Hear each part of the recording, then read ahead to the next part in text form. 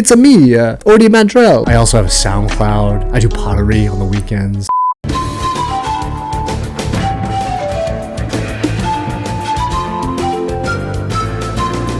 Why, hello there. I know this is the video you've all been waiting for. As soon as you open up YouTube, you're like, this is the video that I want to see. More about pod racers.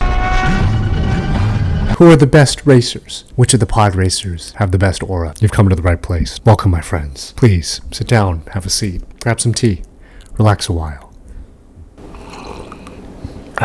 I've not really been enjoying a whole lot of Star Wars lately. The shows have not been really the best. Been reading some comic books about Star Wars, not my favorite. Been taking a little bit of a break over the last maybe 6 months. Today, I was sitting down and I was like, I really miss pod racers. And I miss playing the game Racers Revenge, and I was like, you know what? Why don't the racers get some more light? So we're going to take a look at all of them here. We're going to go ahead and see which of these racers, who's got the highest aura between all of them. So everyone that I got here, every one of these racers is from the Boonta Eve Classic from Star Wars Episode 1. And I've also added the pod racer pilots from the game Racers Revenge for the PlayStation 2. It takes split-second reflexes. If you haven't played that game, it's available on PSN. I do recommend downloading it. It's probably like $5 if you happen to have a PS2 lying around still. So to start, Aldar Beedo. Just reeking aura. Immediately we're jumping into S tier. For those of you who don't know Aldar Beedo, pod racer is immaculate. This beautiful blue, very streamlined. He's also a bounty hunter. Two things in one. Out here racing, but also being a bounty hunter. It's a lot of stuff out there. Aura through the roof. Look at that. Got a little hand out here, I'm a little teapot status. That's the move. If y'all are into Star Wars Lego 2, this piece is goated. Such a hard Lego piece to find. I didn't even realize. Aldar Beedo is king. The internet knows it. S tier. Anakin Skywalker. Ooh, S tier. Wait. There were some voice lines. You're a pilot? Mm-hmm. All my life. So I was very little. 3, I think. Not my favorite in the first one. I gotta give credit though. Little Annie out here literally putting trash together to get out there and race. You know, out there for his mom, out there for Qui-Gon. It's a lot on the line. You know, he's racing against all these professional pod racers as a kid, you know. I'd have to say, I'm gonna go ahead and put Anakin in A tier. Had to think fast on his feet, literally flying some trash. Ended up losing his pod at the end of the day too. Qui-Gon was just like, you take the pod. Didn't even get a say in that. We'll go ahead and leave Anakin in A tier. So now we're getting a little bit more niche out here. I didn't even really know about this guy for many years, but we got Bumpy Rose. A little bit more of a niche character. And yes, that's his name. Star Wars was really like, we're going to give this man like a Pokemon type of name. We just lost ideas. So I think Arc out here gets a D tier though. Not a whole lot. Didn't finish the race. Pod's like, okay. You know, you really got to go and like, I had to actually really dig here. Go through some other lore pages, really figure out who Arc was. But if you want to read more about him, Nook Nog from Sump. Yeah, he didn't finish the race. Crashed in the 3rd lap. But if you want to learn more about him, maybe you have some more information about our boy Bumpy out here. Please let me know in the comments. Or is just not there. D tier. Ben Quadinaros himself. This is beautiful. And if you don't know why, 4 engines on the pod, beautiful pink, auras through the roof. Rented pod, still very cool. Man reeks aura. If he didn't even finish the race, I know he didn't even start the race. But if you read into the lore of the comics, Ben Quadinaros is quite a formidable racer, and there's a revenge arc where he races Sebulba again. One of the coolest arcs, gotta dive into it. If you are talking about pod racers, he might be the nichest, but everyone knows who he is. Look at that. Reeking aura. S tier. Alright, this one's also a little bit more of a niche character. Boles Roor over here. Kind of a cool looking, bat character. I think he's okay. Nothing to really write home about. Not a whole lot of screen time, but he exists and he's there. I think he's just like an okay character. I'm gonna go put him in C. Clegg Holdfast. Part of the Racers Revenge game. This is the kind of guy that shows up at a party with a Mason Margiela tabbies, in the rain in an Arc'teryx. Really trying hard. You can see, he doesn't really have voice lines, but he just has that sound. His pod racer is very simple. His occupation is a writer, but he races so he can have some more connections and networking. He's not much of a good racer though either, and I think he went back into the records and he didn't finish the race, but he altered the records in Boonta Eve to say that he finished. Bad aura, weak. I'm gonna put this boy out here in D tier. Like, you can't be faking stuff like that. Dud Bolt. I really got a sense of this character more when I played the Racers Revenge video game. Favorite racers, veteran warrior. Very grungy type of character. Also a bounty hunter, like Aldar Beedo. I'm always liking that. If you're a bounty hunter, you're out here racing, and you're trying to get a bounty, you're getting double paid. He could not keep up, unfortunately, though, with Sebulba, so he didn't really do his job, you know, when he's trying to work with Aldar Beedo in Boonta Eve. I think he's cool. His pod's really sick, too, if you have a chance to see it. It's got this, like, kind of industrial, like one of the industrial cats. So Dud Bolt's one of my favorites for sure. Ebe Endocott. Probably don't remember this guy from Boonta Eve, but if you played the Racer game, the very first one, you knew this guy was goated, and you definitely selected him because you saw the stats and you're like, how is this boy this elite? Out the box stock. No modifications. I'm going to give him a B tier just because his stats were just through the roof. You knew you were selecting him. Just such an interesting looking character too, but I'm going to put him in B tier. We got Elan Mak. I'm going to just keep him,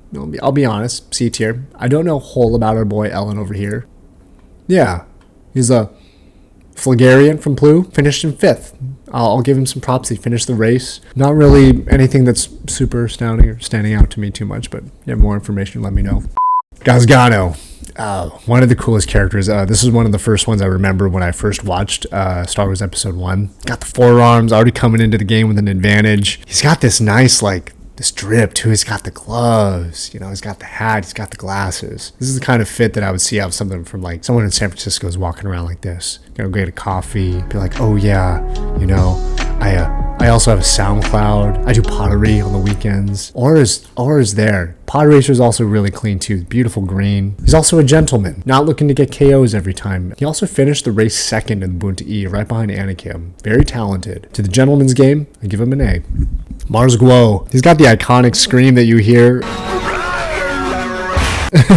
Man was trying to make a move on one of Sebulba's masseuses, so I think that's why they had some beef going into Boonta Eve. I like me some Mars Guo. The pod is sick. These massive engines in the video game, if you haven't seen it. Top speed through the roof.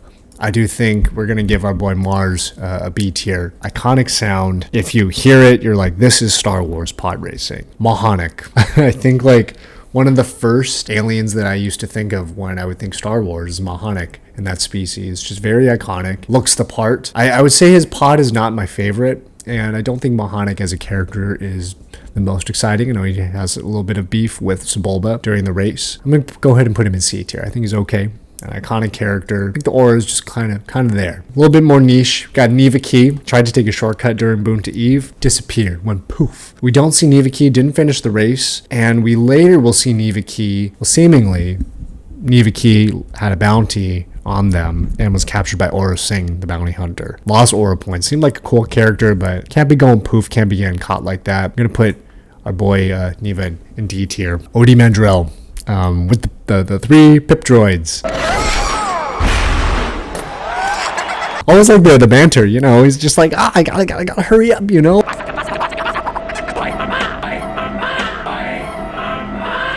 It's like the family vibe. It's like, it's me, Ody Mandrell with my pits.